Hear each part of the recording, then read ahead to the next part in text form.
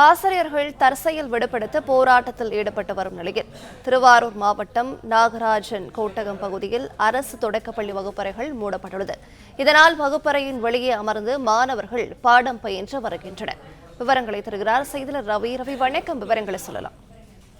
வணக்கம். தமிழ்நாடு தொடக்கப்பள்ளி ஆசிரியர் இயக்கங்களின் கூட்டு நடவடிக்கை குழுவான டிட்டோ ஜாக் அறிவித்துள்ள தொடர் மறியல் போராட்ட காரணமாக திருவாரூர் மாவட்டத்தில் 2500 ஆசிரியர்கள் தற்செயல் விடுப்பு என்பதை எடுத்துள்ளனர். இதன் காரணமாக மாவட்டம் முழுவதும் உள்ள தொடக்கப்பள்ளிகளில் ஒரு ஆசிரியர் மற்றும் 2 ஆசிரியர்கள் மட்டுமே இருப்பதால் பள்ளிகள் முற்றிலும் முடங்கி போயுள்ளன. குறிப்பாக திருவாரூர் மாவட்டம் கூத்தாங்கலூர் வட்டத்திற்கு உட்பட்ட நாகராஜன் கோட்டகம் ஊராட்சி தொடக்கப்பள்ளியில் ஆசிரியர்கள் யாரும் வராதால் வகுப்பறைகள் பூட்டப்பட்டுள்ள நிலையில் மாணவ மாணவிகள் பள்ளி வளாகத்தில் அமர்ந்து கல்வி பயின்று வருகின்றனர். அதேபோன்று ஓகைப்பள்ளி ஊராட்சி ஒன்றிய நடுநிலைப் பள்ளியில் மாணவ மாணவிகள் வருகின்ற நிலையில் பெட்ரோல் கழகத்தின் சார்பில் நியமிக்கப்பட்டுள்ள 3 தற்காலிக ஆசிரியர்கள் மட்டுமே பணிக்கு வந்துள்ளதால் மாணவ மாணவிகள் பாதிக்கப்பட்டுள்ளனர். ஒரு சில பள்ளிகளில் பெட்ரோல் கழகத்தின் மூலமும் பள்ளி மேலாண்மை குழு மூலமாகவும் பணியில் அமர்த்தப்பட்ட தற்காலிக ஆசிரியர்கள் மட்டுமே பணிக்கு வந்து பள்ளிகளை திறந்து வைத்துள்ளனர்.